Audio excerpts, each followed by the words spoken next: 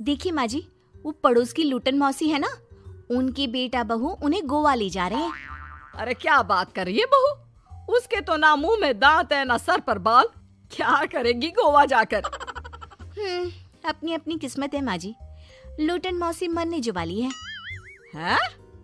अरे बहू ये कैसा मरना हुआ जो पहले से ही पता है और ऊपर से गोवा भी घूमने जा रही है। बोला ना माँ जी, ये अपनी अपनी किस्मत है।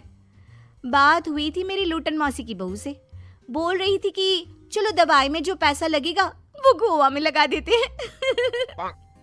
सास को बहू की बात से पता नहीं क्यों नफरत की बदबू आ रही थी, लेकिन वो कुछ नहीं कहती और कमरे में जाकर लेट जाती है। क्या बात है, लूटन के तो मजे ही मजे है। वैसे आइडिया बुरा नहीं है, थोड़े से पैसे लगाओ और सीधा गोवा की सैर। मैं भी चलती हूँ गोवा। अगले रोज सास तय वक्त पर उठती नहीं। अरे देखो जी, माँ जी अब तक उठी नहीं। आज दूध वाले से दूध और काम वाले के लिए दरवाजा मैंने ही खोला है। अब कम से कम माँ जी का ये तो सुख है कि सुबह जल्दी उठना नहीं पड़ता। अरे बड़ी अजीब हो तुम, मेरी माँ सुबह से उठी नहीं है और तुम्हें चिंता दूध और काम वाली की है। अरे तुम्हें चिंता है ना तो जाओ जाकर देखो क्या हो गया। वैसे मेरी किस्मत कहाँ लूटन मौसी की बहू जैसी। बेटे को माँ की चिंता होती है, वो सोचता है कि कहीं माँ की सांसें तो नहीं रुक गई और हमें पता ही नहीं चला। बेटा माँ के कमरे में जाता है और वहां जाकर, माँ क्या हो गया है तुम्हें? बेटा लग नहीं रहा कि अब मैं बचूंगी, लल्लन डॉक्टर के पास ले चले। अरे कैसी बात कर रही है माँ, तेरी तबीयत सीरियस है और मैं तुझे लल्लन झोला छाप डॉक्टर के पास ले जाऊं? ना ना ना। अरे तो कहाँ ले जाएगा बता दे, वहाँ एडवांस दे दिया है मैंने, वो क्या कहते हैं गूगल पे से। हैं? तूने क्यों पैसे दिए माँ? तुझे पता था क्या कि तू बीमार होने वाली है? सास को लगता है कि कहीं चोरी पकड़ी तो नहीं गई।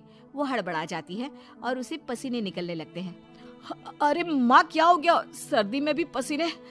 लगता है तेरी तबीयत ज्यादा ही खराब है और लल्लन डॉक्टर पास ही में है, चल उसी को दिखा देता हूँ। माँ को लेकर बेटा डॉक्टर के पास जाता है, जहाँ माँ ने पहले ही पैसे देकर सेटिंग कर रखी थी। डॉक्टर के क्लिनिक में जाते ही डॉक्टर की ओवर एक्टिंग की दुकान खुल जाती है। हाय राम माँ जी, हे भगवान, अब तो कुछ नहीं हो सकता, ये तो मरने वाली है बेटा। हैं?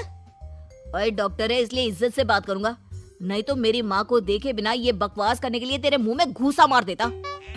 अरे ना ना बेटा ऐसे मत बोल, वो डॉक्टर है, उसे वो दिख जाता है जो किसी को नहीं दिखता।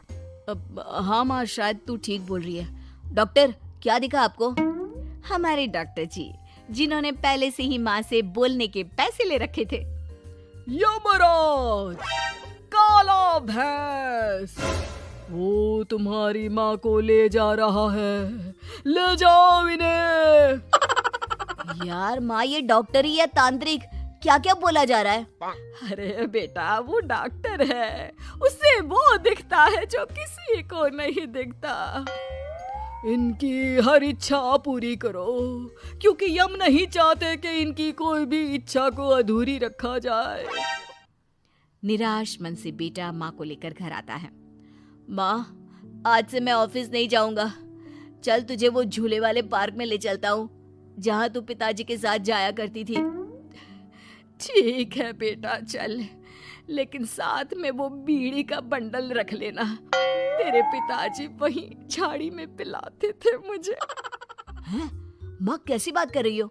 वैसे भी जीवन के 4 दिन बचे हैं और तुम। अरे देख बेटा, ना पिलानी तो ना पिला, लेकिन सुना ना तूने डॉक्टर ने क्या कहा कि मेरी कोई इच्छा खाली नहीं रहनी चाहिए। अरे वैसे बेटा 4 दिन की जिंदगी है, न जाने कब मौत आ जाए। माँ के मुंह से मौत का नाम सुनकर बेटा गंभीर हो जाता है, उसकी आंखें लाल हो जाती है। वो माँ का हाथ पकड़ लेता है। माँ को भी लगता है कि उसकी मौज मस्ती कहीं बेटे को डिप्रेशन में ना डाल दे।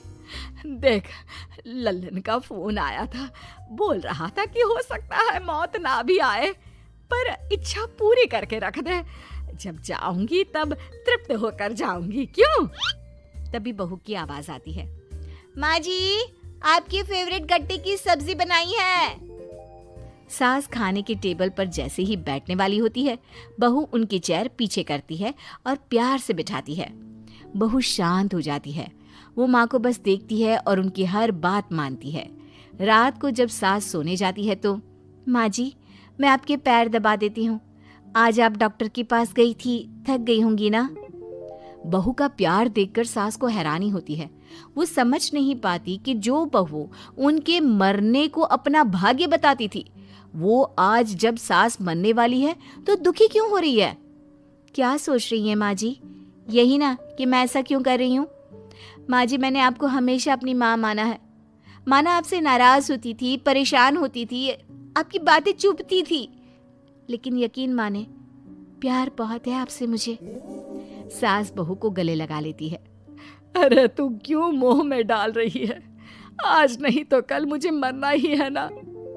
बहू रोने लगती है और वहां से चली जाती है। अब तो सास आए दिन कोई ना कोई डिमांड करती जिसे बच्चे पूरा करते। मुझे ना वृंदावन जाना है, कृष्ण की नगरी देखने। जी माँ जी हम आपको लेकर चलेंगे। माँ मैं कल ऑफिस से छुट्टी ले लेता हूँ। बेटा अब आए दिन छुट्टी लेता और माँ को घुमाता फिराता।